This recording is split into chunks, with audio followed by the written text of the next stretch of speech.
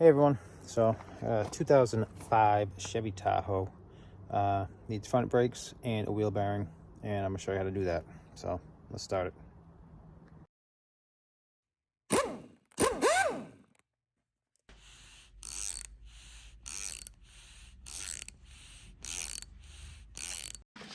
So 22 millimeter for the lug nuts.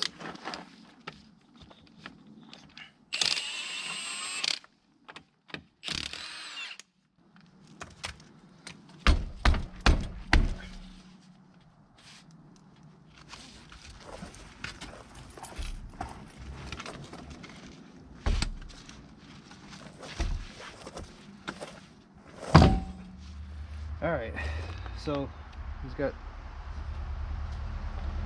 these bolts that are the guide pins on here. They're a Torx bit. Take a T55, two of them.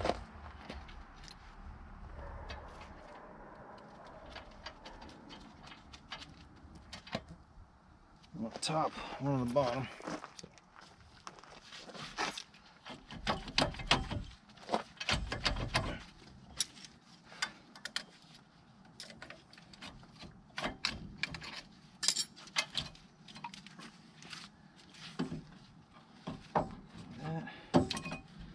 I'm going to try to push this caliper in right now because it feels like it might be seized, and I don't know if it is or not.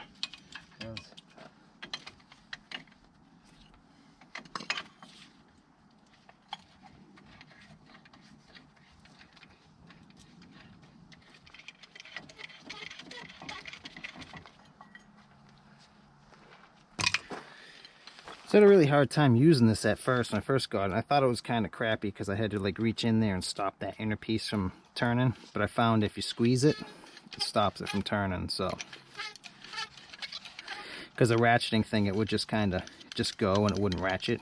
But like I say, if you squeeze it, it does its little ratchet thing. So I like it again. So that's done. Put that out of the way. Take this off. You got two bolts on here. They are 18 millimeter. We'll remove those and take the bracket off. Just that easy. And we'll have to.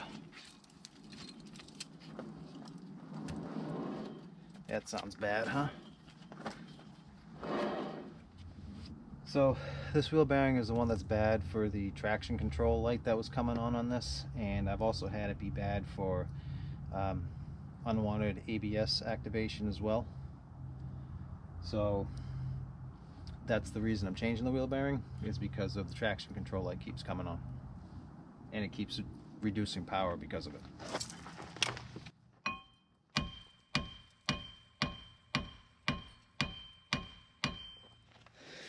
Well, took the old, not the automotive tool to get it off. I actually had to break it.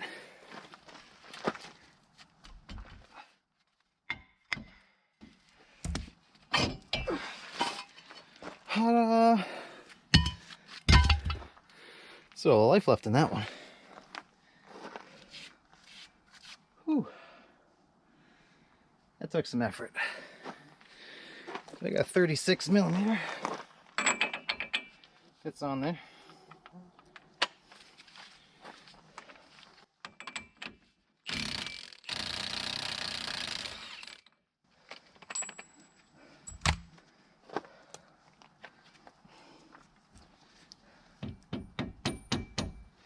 That works. Inside here we have three 15 millimeter bolts that hold that wheel bearing on. One there, one there, one on the other side over here. I'm going to take them off. Got a short extension, a swivel, and a little short socket too. The ball joint stud sticks down too far, I can't get a socket on it, so I'm either going to have to cut that off or use a wrench. I'll figure it out.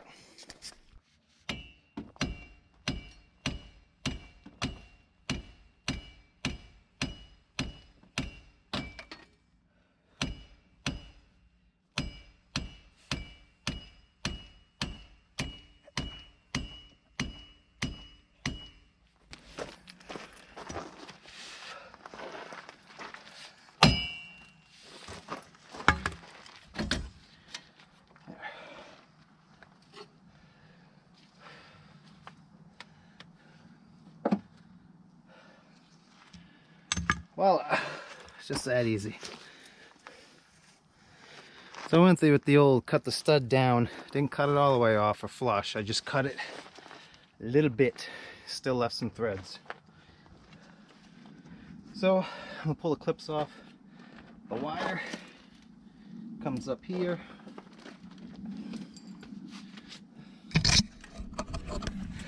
So there's the plug right there. You're gonna plug it there. I just unclip the wire there, unclip the wire there. I don't pull it out because it usually breaks off the stud in there. So like I said, I just unclip it. This one I do take off, and then that's already disconnected. And we'll put the new one on.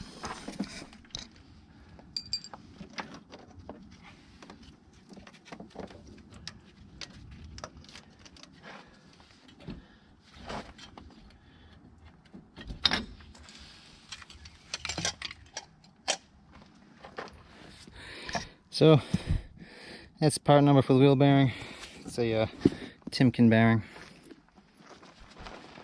Take this off, transfer it to here. Make sure it goes the right way.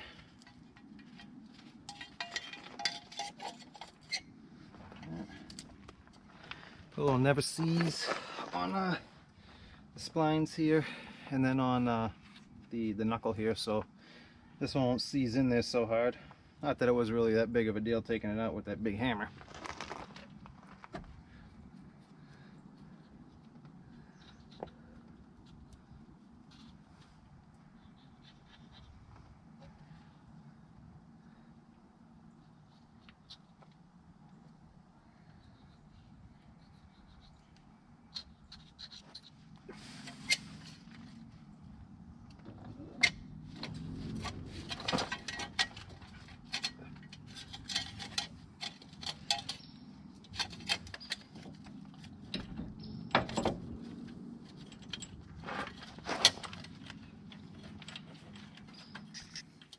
All right, so we're going to torque the 3 bolts that are on the back of the hub here.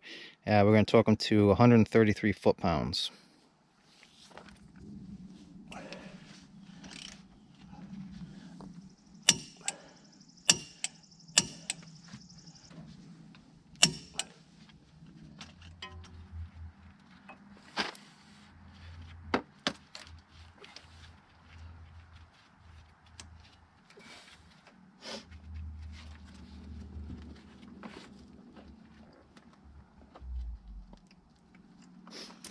So I keep seeing 2 different specs, 155 foot-pounds and 177 foot-pounds. No idea which one it is.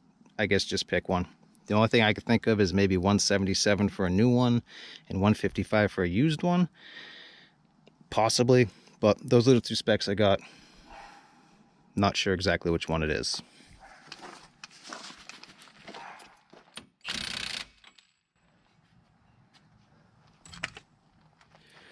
So I just tightened that up. I didn't tighten it, I just got it close. It's still loose. I'm going to torque that after I put the brakes on, because then I can put a screwdriver in the rotor, or not in the rotor, so it stops up against the caliper, and then that'll hold that from moving, so you can torque that. Otherwise you're going to have to, I don't know, put the brakes on or something, or it's really difficult to not let that move. You could put a pry bar or something in there, but you might mess up the threads, so I usually wait till later to torque that. So these are the part numbers for what I got, in case you're wondering.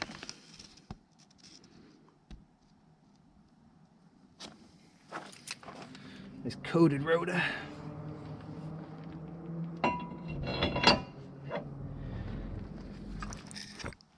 So we got a caliper bracket. We're gonna change the hardware. Take the hardware off. I got new hardware with the kit.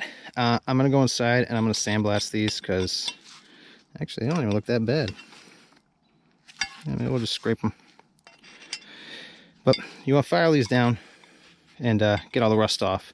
Whatever you got there. Then recoat them with either some brake caliper grease, or I like to use Never Seize because it just seems to stay longer for me. And then you can put your new hardware on. Cleaned up the face of the steering knuckle. Cleaned up the face of it, make sure it was flat. I cleaned the bore out that was inside, that the wheel bearing goes into. I put some Never Seize inside where the wheel bearing is, transferred the dust shield to the new wheel bearing, and I torqued the bolts that hold the wheel bearing hub on. This is a 4-wheel drive, by the way.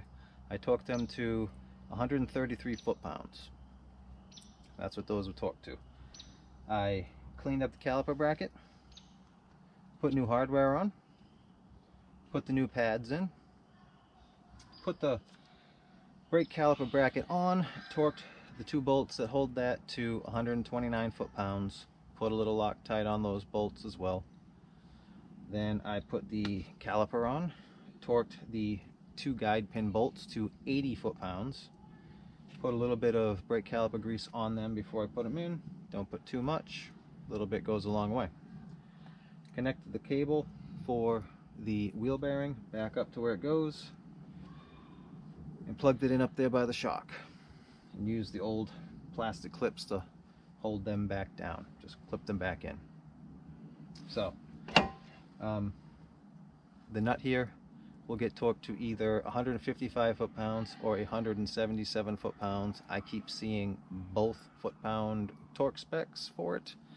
Don't know which one it is, but I consistently see both of them, so can't really help you there, one or the other. And yeah, so I'm gonna put the wheel back on, torque the lug nuts to 140 foot-pounds, and push our brake pedal to close our piston on a caliper so we got brakes when we drive away. And that is that. So Haynes manual says 177, so that's what we're getting.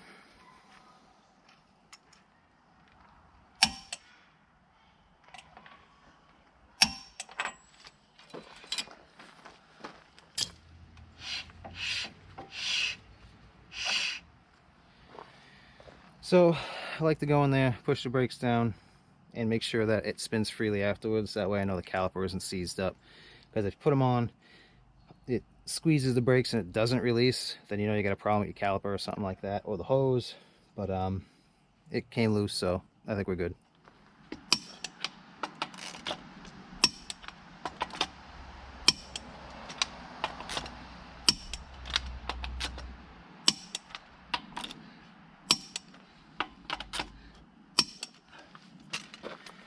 So I'll drive that for a little bit, recheck them, make sure the torque's still good. So anyway, there's that. So hope that helps somebody. Thanks for watching.